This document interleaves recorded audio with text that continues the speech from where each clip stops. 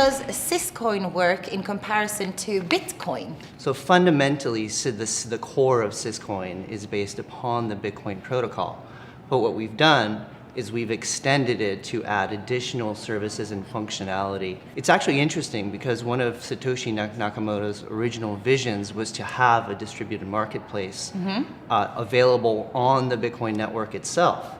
And we've actually taken that vision and made it a reality. So we're pretty excited about that. Yeah, for sure. So Syscoin uses a decentralized network. Can you just explain what that means and how is that beneficial? Sure.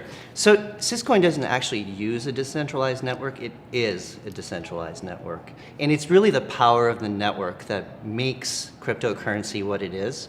And the whole thing is cryptographically secured by math, right? And so it enables things like currency transfer, as well as the ability for people to actually list whatever they want to sell on the Syscoin network directly. And what about when it comes to regulation and cryptocurrencies? So we're big believers in self-regulation. We've all kind of come together in the crypto industry to self-regulate ourselves because we know that a certain amount of regulation is important, but on the other hand, it turns out that markets actually do run pretty efficiently without a ton of regulation. Right. So we're kind of trying to find that middle ground where we're not really necessarily approaching the government right now because there really isn't a good means to do that or mechanism to do that.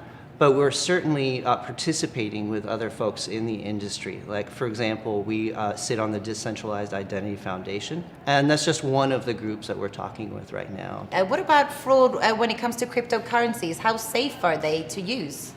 So in the history of Bitcoin, it has never been hacked, not once. If there is an attack on the system, it's always going to be an attack on the human elements because those are the weak points, not the math. The math is the math.